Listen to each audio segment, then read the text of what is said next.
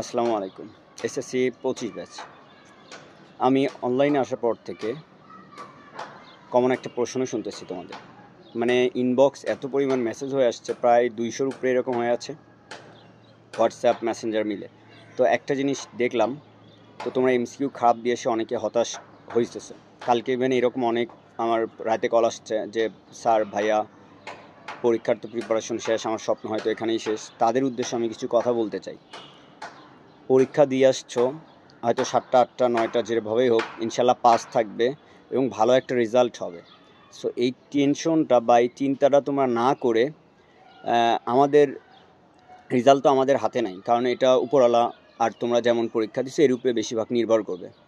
তো আমরা এই বিশ্বাসটা আল্লাহ সুবহানাহু তাআলার উপরে রেখে সামনের যে পরীক্ষাগুলো আছে সেই পরীক্ষাগুলোকে আমরা বেশি ফোকাস করব।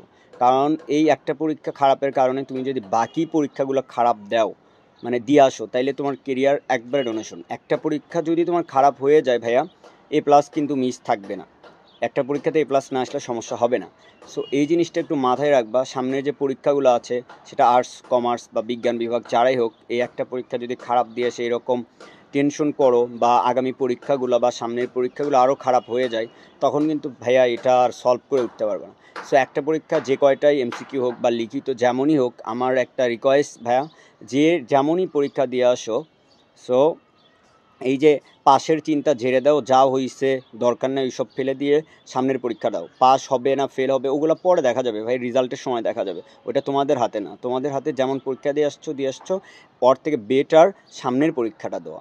আগামীকাল বা আগামী দিন যে পরীক্ষাগুলো আছে পরীক্ষাগুলো ভালোভাবে দেওয়া, ঠিক আছে? এই জিনিসটা একটু ফলো করো। আশা করতেছি তোমাদের লাইফে ভালো কিছু হবে। তোমাদের জন্য দোয়া রইল সব সময় মন থেকে।